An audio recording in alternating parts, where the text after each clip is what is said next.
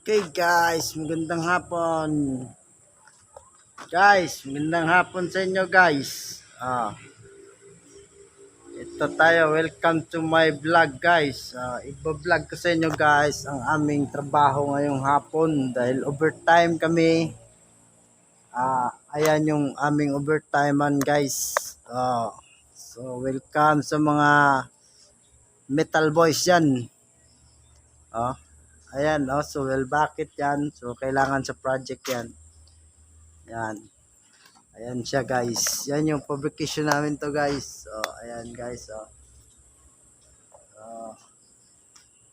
Pini-welding yan guys. Pinupul-weld ko yan guys. Yan.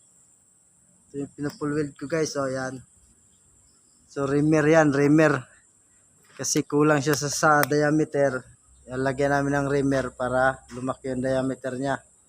Ayan guys. Yan yung pinupul-weld ko ngayong hapon. So, overtime kami ngayon guys. Dito sa aming fabrication. Alas 7 yung aming overtime ngayon guys. So welcome to my vlog guys. Support video naman dyan guys. Baka meron kayong mga idea guys, paki-share and comment lang. Ayan guys. Kita nyo yung fabrication namin guys. Okay.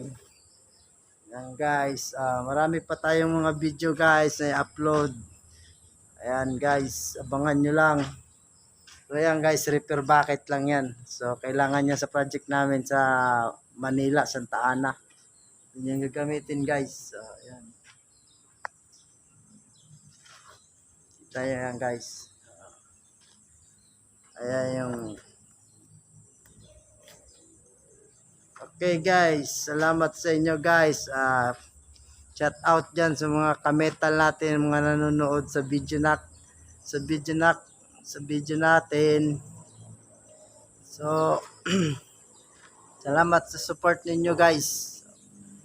Ayan guys, sana magustuhan ninyo yung video ko. Thank you very much. Pa-follow and share na lang guys sa aking page. Pwede kayo mag-comment dyan kung meron kayong mga idea na hindi natin nalalaman. So, ayan guys, pwede nyo i-share sa akin guys. At babasahin ko yung inyong mga comment. Thank you guys, thank you.